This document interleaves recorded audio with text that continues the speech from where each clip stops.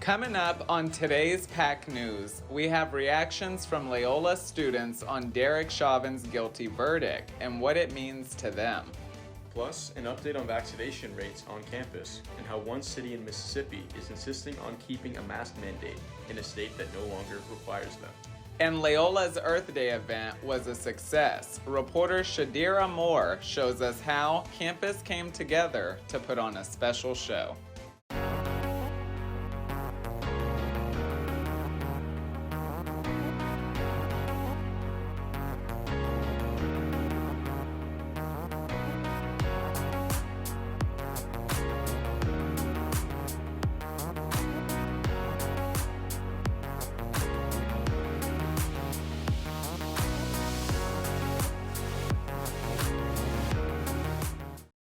Almost a year after the death of George Floyd, a jury found Derek Chauvin guilty of various charges, including second-degree murder.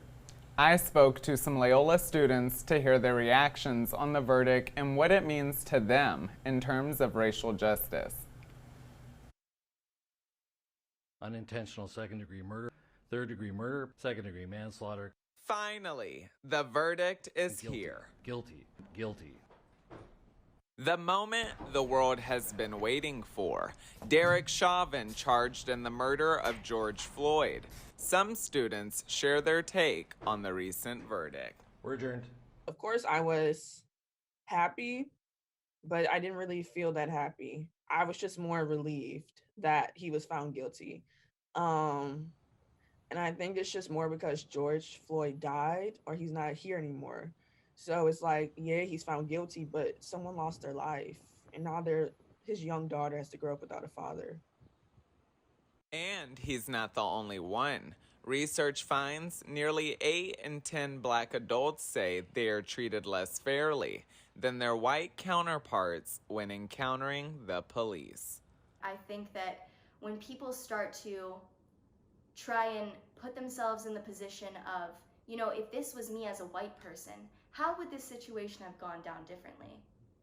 You start to realize, well, yeah, it would have gone down a lot differently, you know? Read what happened. You will find that George Floyd was unjustly killed. He should not have died that day. Over what? A fake $20 bill?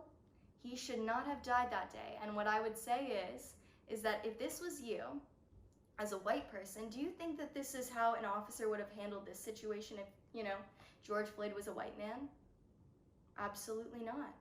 But majority of the time, I would say that the trial was as just as a trial would be for a black man in America in 2021.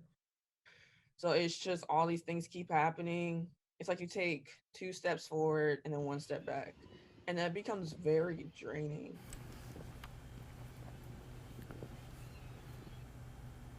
And although he was convicted on all 3 counts, Derek Chauvin is still expected to be sentenced in the next 8 weeks. Earth Day 2021 drew students to the Palm Court. PAC News reporter Shadira Moore shows us how the mass communication and the environment departments collaborated with student musicians to broadcast their first Earth Day show of its kind. An atypical Thursday night.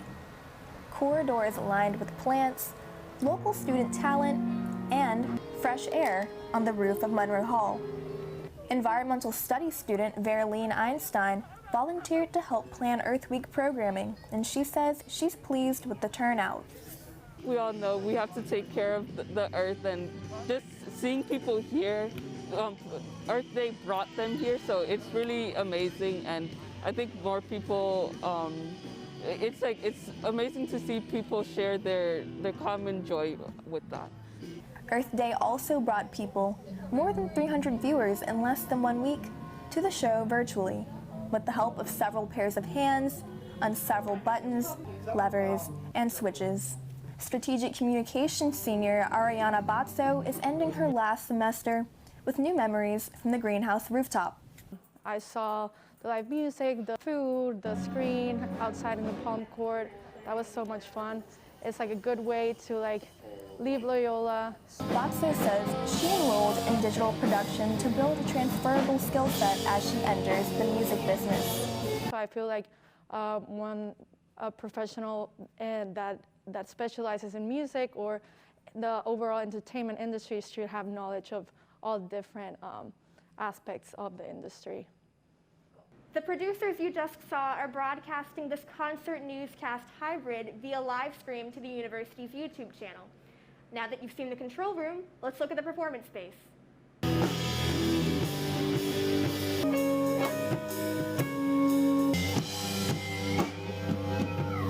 Zoe Spears and Evelyn Mangromalo came out midway through the event. To support my friends that are working for Earth Day, they're really doing their best. Some of them are musicians, and then some of them are working like the activities, like the games and stuff. I feel like everybody's been pretty friendly with everything going on and very sociable. So it's just a great time to just get out and enjoy the event and get in touch with people. Shadera Moore for PAC News. Thanks, Shadera. The Environment Program plans to continue this yearly tradition next year. Student vendors brought their creations to the great outdoors to share them with the Wolf Pack. PAC News reporter Gracie Wise has more. From dresses and jackets to necklaces and earrings, students bought homemade goods from student vendors last Friday. We had a lot of different people coming together to make an event that's like truly unique and truly something new to Loyola. Loyola's Panhandle Association hosted a pop-up market in the Res Quad at 4 p.m. last Friday. While setting up shop, Jane Fredman and Jessica Coleman had one goal in mind. Being a group of women's organizations, we wanted to support women and women's small businesses, women performers, and some of our auction items or raffle items are from women-owned businesses. Fredman came up with the idea for a pop-up market when she thought about life before COVID. And one of the things that I missed was just traveling and meeting like small artists in different areas in different countries. And so I was like, well, we should do that here. Delta Gamma artist Hope Donovan saw this as an opportunity to share her talents with the Wolf Pack. And I thought, doing 5-minute commissions would be a really great way to sort of grow my business and grow my expertise. Electra Pelias, another artist from Theta Pi Alpha, wanted to help Panhandle raise money by selling necklaces, earrings, and other personalized goods. Any opportunity to show off the strength of sorority women, I love to take advantage of that. Without Coleman's help, the market would have never happened. She's philanthropy and I'm programming, so we kind of wanted to put our powers together and make it a philanthropy event, but also a sisterhood event that we could all spend time together. I'm Gracie Wise with PAC News. Thanks, Gracie. If you're interested in supporting future Panhellenic sorority fundraisers, Delta Gamma and Alpha Chi Omega will be tabling this week to raise funds and awareness for their partner organizations. After the break, we will show you how one mayor in Mississippi decided to enforce a mask mandate even when his state did not. Plus, tampons, diapers, and other hygiene products are expected to increase in price this summer. I'll explain when you should stock up before the hikes.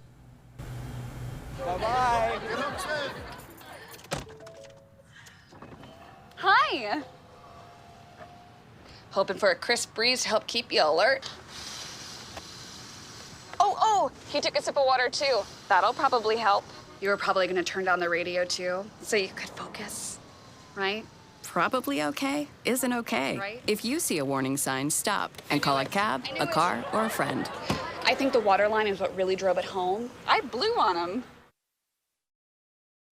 Although the state of Mississippi does not have a mask mandate, reporter Will Ingram sat with the mayor who still insists on residents to keep their mask on. Hattiesburg, Mississippi, a city continuing to enforce a mask mandate even though the state is not. Mayor Toby Barker says that the city... We decided early on that we were going to follow the advice of medical professionals. While following the advice of professionals, we're going to make data-driven decisions, and we're going to be honest about those decisions and be transparent with local data, and we've tried to do that. In order to be transparent, Mayor Barker has done weekly COVID news briefings with each week's data.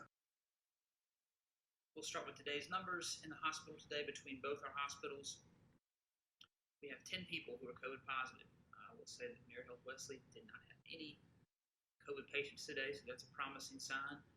And even though there's no script for this, Mayor Barker says if the people of Hattiesburg just stop listening to political narratives and just go get their shot, then I believe that we could see COVID and its effects end very quickly if people would go get their 2 doses. With PAC News, I'm Will Ingram. The city's mask mandate ends on May 15th, and Mayor Barker is hopeful he will not have to extend the mandate. And sticker shock is coming to stores this summer. I spoke to a national nonprofit about what you can expect. Manufacturers are seeing an increase in the price of raw materials. Many companies are expecting customers to foot the bill. For example, in a press release announced last month, Kimberly-Clark announced late June price increases for Huggies, Kleenex, and other products. Kimberly-Clark cited the price increases as necessary to help offset significant commodity cost inflation. In a similar move, Procter & Gamble announced their own price increases last week. Products such as Tampax and Pampers are expected to be more expensive come September. Joanne Goldblum, CEO of the National Diaper Network, says these price increases add pressure to an already strained philanthropic system. Prior to the pandemic, diaper banks were not able to meet the full need of their communities. The need is greater than our ability to meet it. And so that has just, increased over the last year. The National Diaper Network told me that they support policies that close the income gap and bring relief to those who are struggling. And that can be done in a lot of different ways. Certainly, government support, federal support to pay for things like diapers, hygiene products, and feminine hygiene products and other material basic necessities. Sticker shock is still coming this summer, but the size of the price increases are still up in the air. For now, the best time to stock up on Procter & Gamble and Kimberly-Clark products is in early June before the scheduled price increases. This is Peter Buffo, PAC News. And if you need assistance getting necessities, visit Iggy's Cupboard in the Dana Center. And reporter Will Ingram gives us an update on the Wolfpack Golf SSAC Championships, along with an upset at the Zurich Classic yesterday. Plus, although this week's weather looks moderate, Gracie Wise will show you how rain could affect those weekend plans. Dad? 1 minute, okay? Hey, Bobo, do trees tell each other stories? I'm sorry. I'm afraid I don't know that. Hey, why don't we go find out?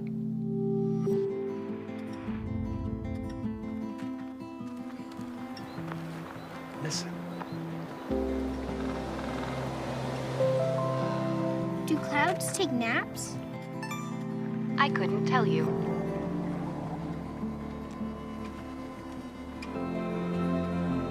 Can birds draw pictures? I don't have an answer for that. Dad, do stars visit their friends? Look!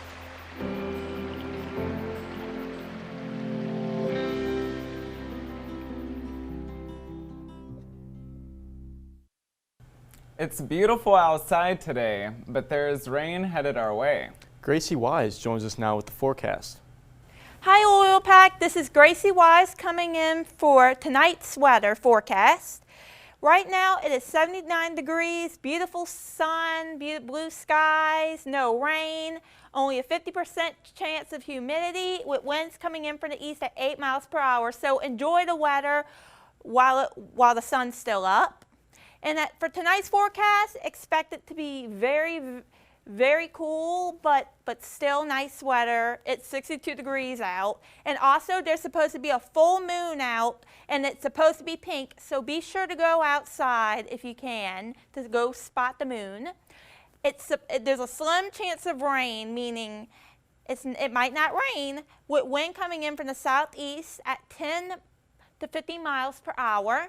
And for this week's forecast, on Tuesday and Wednesday, it should be partly cloudy with the sun coming out at some point at the time, so keep an eye out for that.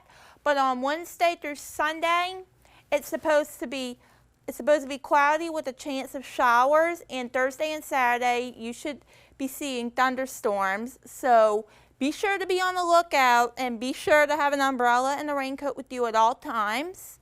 And then on Monday, it should be partly cloudy with some showers. Hopefully the weather won't be so bad this week, but the weather always changes, so we'll have to see. Now Will Ingram is going to come to you with the latest news in sports. Thanks, Gracie. The Wolfpack golf team hit the course last week in Greenville, Alabama in the SSAC Championships. The team struggled through the tournament, finishing the first 2 days in 6th place. The team was able to finish on a strong note, jumping a spot in the rankings to finish 5th at the end of the tournament, with all 4 golfers shooting in the 70s on the last day. After this finish, Carter Nicholson will have an opportunity to qualify for the NAIA Championships in May. The team also had 7 players named to the SSAC All-Academic team, and both Carter Nicholson and Justin Rabin were both named First Team All-Conference. The women's team is starting their run for an SSAC title today in Greenville, Alabama. They have been ranked inside the NAIA Top 25 for 22 straight weeks. Keeping it in the fairway, the Zurich Classic wrapped up yesterday with Cameron Smith and Mark Leishman winning in a playoff forced by Leishman shipping in to tie the tournament. They started the day 1 back from Louis Oosthuizen and Charles Schwartzel. The playoff teed off of the 18th, and Oosthuizen hit his tee shot into the water, giving way for the Australian pairing of Smith and Leishman to bring home the victory. This is Cameron Smith's second Zurich Classic win in 4 years. And moving to the Diamond, the baseball team, it will be back in action tomorrow after having their last 3 games canceled.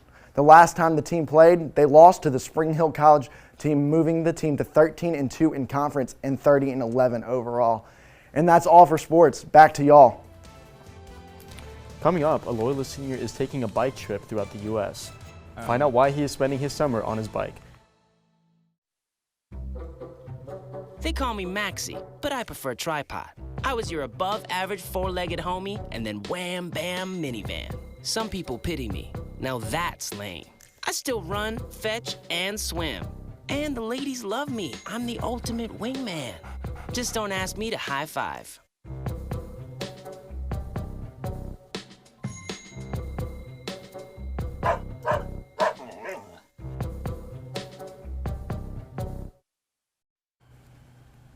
One Loyola senior is starting his summer in San Francisco and biking his way to Washington, D.C. for a good cause. Wolfpack reporter Jillian Odo finds out why he decided to spend his summer on his bike. Just didn't ever think I could do it before, and for whatever reason told myself that I could. A biking journey across the U.S., senior Jack Laughlin is gearing up for his ride this summer. Journey of Hope is a cross-country bike trip raising money and awareness for people with disabilities. Been fundraising and training. Laughlin was supposed to ride last year, but the journey was canceled due to COVID.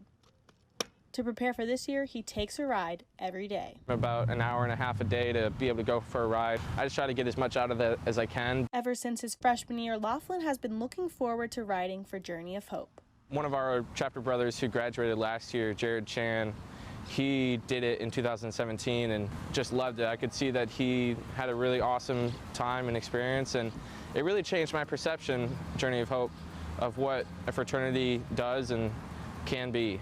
This summer, he will be biking on average 75 miles a day. I'm a little bit anxious, a lot of bit nervous, but really, really excited. At the end of their ride every day, they have friendship visits. Is a shared experience between brothers of Pi Kappa Phi and people with different abilities. For Laughlin, this trip means something bigger than himself. Never limit somebody just because of what they appear to be on the outside. For PAC News, Jillian Odo. To follow Jack's journey, you can follow him on Instagram at JackLaughlin_ABEX. I had a great time when I did the trip back in 2019, and I can tell you, he's in for a sweaty summer, but that ride across the Golden Gate Bridge is one ride that he will never forget. And what a nice way to spend a summer. Right. Thanks, Will. And that's all we have for today.